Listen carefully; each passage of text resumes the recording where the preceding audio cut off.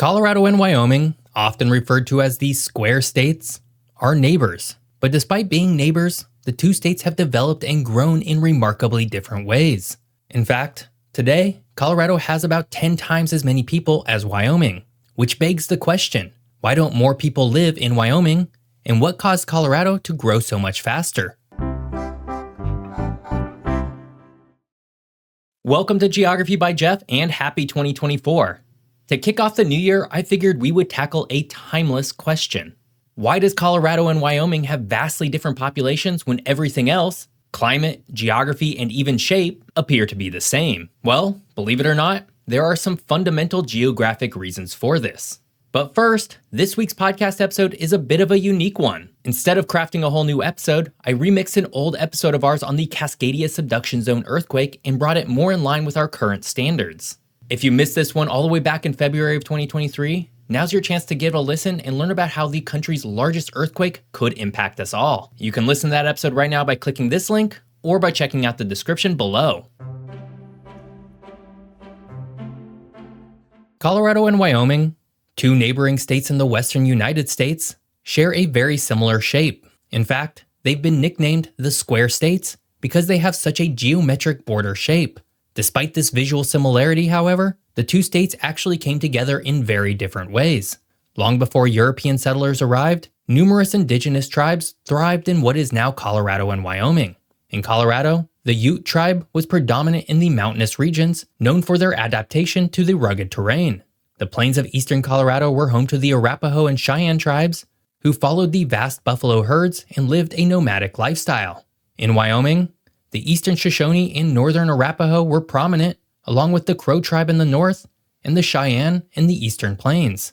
Each of these tribes had complex social structures prior to European colonization, but the arrival of Spanish explorers in the 1500s marked the beginning of a long period of change and conflict. The Spanish, followed by French and then American explorers, trappers, and settlers, encroached upon these indigenous lands.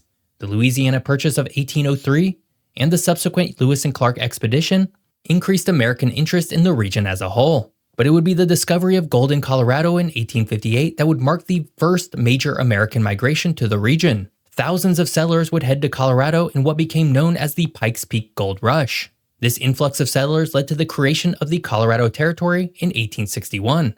The establishment of this territory and later statehood of Colorado in 1876 was marred by conflicts with indigenous tribes, most notably the Sand Creek Massacre in 1864, where a peaceful village of Cheyenne and Arapaho people was attacked by a militia, resulting in tragic loss of life. The massacre is considered part of a series of events known today as the Colorado Wars. Meanwhile, in the north, Wyoming's path to territorial status was more influenced by the construction of the Transcontinental Railroad and the abundance of fertile land for cattle ranching. The Union Pacific Railroad, completed in 1869, brought a wave of settlers and economic opportunities. It was during this time that the Wyoming Territory was established in 1868 with a surprisingly progressive stance on women's rights.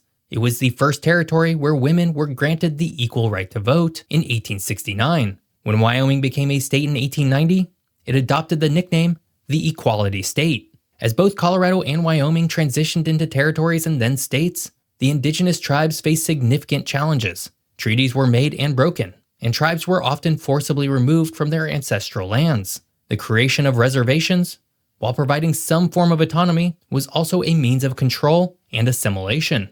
Throughout the 1800s and early 1900s, Colorado and Wyoming experienced significant development. The mining industry, especially in Colorado, expanded with the discovery of silver and other minerals. Wyoming's economy was bolstered by coal mining, oil, and natural gas extraction, along with agriculture.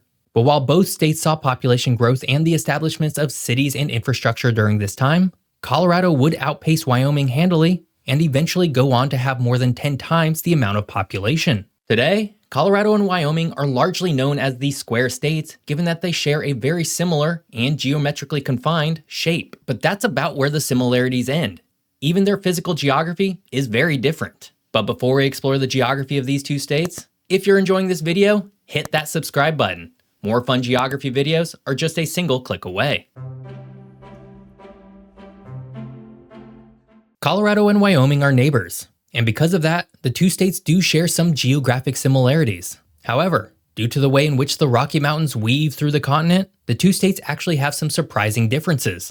Colorado, known for its striking mountainous landscapes, is dominated by the Rocky Mountains. This mountain range forms the backbone of the state and is home to some of the highest peaks in the United States, including Mount Elbert, the highest point in Colorado, at 14,440 feet. The state's topography is marked by dramatic elevation changes, with the Great Plains to the east, the Rocky Mountains in the center, and the Colorado Plateau to the west. This varied elevation leads to a wide range of climate conditions, from the arid and semi-arid zones in the plains and plateaus to the alpine climate in the high mountains. And of course, the Rocky Mountains also influence Colorado's water resources, with major rivers like the Colorado River and the Arkansas River originating in these mountains. Both of these rivers have major impacts on the country at large, with the Colorado River providing water to both Phoenix and Los Angeles, and the Arkansas River irrigating vast parts of the states of Colorado, Oklahoma, Kansas, and Arkansas before combining with the Mississippi River. In contrast, Wyoming, while still featuring a portion of the Rocky Mountains, is characterized by a more expansive landscape. This is partly because the Rocky Mountains kind of stop at the border with Wyoming. In fact, much of southwest Wyoming feels geographically empty compared to western Colorado. That said, Wyoming does have its fair share of the Rocky Mountains. It's just different from Colorado. Wyoming's highest point would be Gannett Peak at 13,810 feet, located in the Wind River Range. And of course, one of the most distinctive features of Wyoming's geography is the Yellowstone Plateau, home to Yellowstone National Park, the first national park in the world. This region is renowned for its geothermal features, including geysers and hot springs, largely due to the volcanic activity beneath the plateau. Finally, Wyoming's climate is generally more arid and windier compared to Colorado, with less precipitation and more extreme temperatures due to its higher average elevation. The state's sparse population and vast open landscapes contribute to its reputation as a wild and untamed region of the American West. But while both states are defined by mountains that course through them, both ended up developing in very different, almost contrasting ways. Colorado is home to about 5.8 million people today. While a far cry away from the largest state in the country, it's still a fairly large state by population. In contrast, Wyoming, sitting just to the north, has a scant 580,000 people. At present, Wyoming is the smallest state by population in the country. Even cold, distant, and untamed Alaska has more people. And, as it turns out, this population trend is due to a variety of geographic reasons. Historically, Colorado has also seen more significant settlement and development due to pure luck. The gold and silver rushes of the 1800s brought a huge number of settlers to Colorado, establishing a pattern of population growth that continued through the 1900s and even into today. Between 1860 and 1890, Colorado's population grew from about 34,000 people to over 410,000 people. From that point on, Colorado would grow by more than 10% every single decade, aside from during the Great Depression, when the state still experienced an impressive 8.4% growth. Wyoming, with its harsher climate and more rugged terrain, did not experience anywhere near the same level of early settlement. Colorado's larger population today can largely be credited to its diverse and robust economy that was built off its historic roots as a gold rush boom state. The state has become a hub for multiple industries including technology, aerospace, renewable energy, and tourism. Cities like Denver, Boulder, and Colorado Springs are economic centers that attract a large workforce. And the presence of major universities, research institutions, and a thriving startup culture also contribute to Colorado's appeal as a place to live and work. Meanwhile, Wyoming has just a single four-year university located in Laramie. In contrast, Wyoming's economy never really matured beyond natural resources and agriculture. The state is a major producer of coal, natural gas, and crude oil, but while these industries contribute significantly to Wyoming's economy, they have not brought the same growth. Coal as a power source has been in decline for many years, and the natural gas and oil industries have agglomerated in Houston, not Wyoming. As such, those industries simply don't necessitate a large population center. And because of this, Wyoming's population is more dispersed, with smaller towns and fewer urban centers. The state's largest city, Cheyenne, has a population significantly smaller than cities like Denver or Colorado Springs. Overall, Colorado's investment in infrastructure and urban development has made it more attractive for businesses and residents alike. The state has a well-defined transportation network, including major highways and airports, which are less extensive in Wyoming. In fact, Wyoming only has a single international airport located in Casper, which, as of the publishing of this video, has no international flights. Today, Colorado's largest city would be Denver, with about 3 million people in its metro area. This would be followed by Colorado Springs with 755,000 people, Fort Collins with 359,000, Boulder with 330,000, and Greeley with 328,000 people. By contrast, Wyoming's largest metro area would be Cheyenne with a scant 100,000 people, followed by Casper with about 80,000. No other city within Wyoming has more than 50,000 people. But what's perhaps stranger than Wyoming's low population is the fact that it was never kind of intended to be a state in the first place.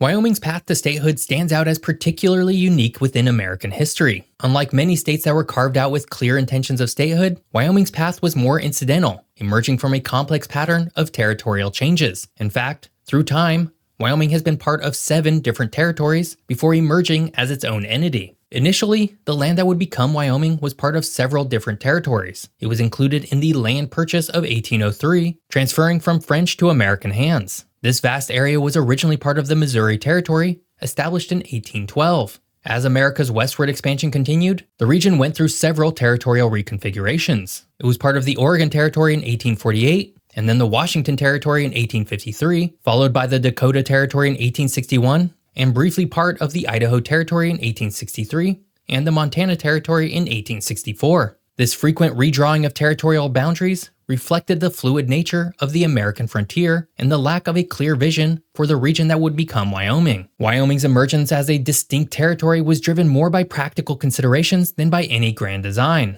The construction of the Transcontinental Railroad through the region was a pivotal factor. As the Union Pacific Railroad laid tracks across the high plains, the need for a more effective administrative and legal framework in the area became apparent. The railroad brought a surge in population, with workers, settlers, and businesses flocking to the region, necessitating a more organized governance structure. But in Wyoming as we know it today, there was none, and the nearest administrative areas were very far away. As such, the establishment of the Wyoming Territory in 1868 was a response to these needs. It was formed as parts of the Dakota, Idaho, and Utah territories, a decision made more for administrative convenience than a deliberate effort to create a new state. The territorial government was set up to provide law and order, manage land and resource rights, and facilitate the burgeoning railroad and mining industries. From there, Wyoming would eventually be granted full statehood, but in the beginning, nobody ever really conceived of Wyoming, the state. Colorado has 10 times as many people as Wyoming because gold was discovered at just the right time to induce a growth spurt for the state. Wyoming, unfortunately,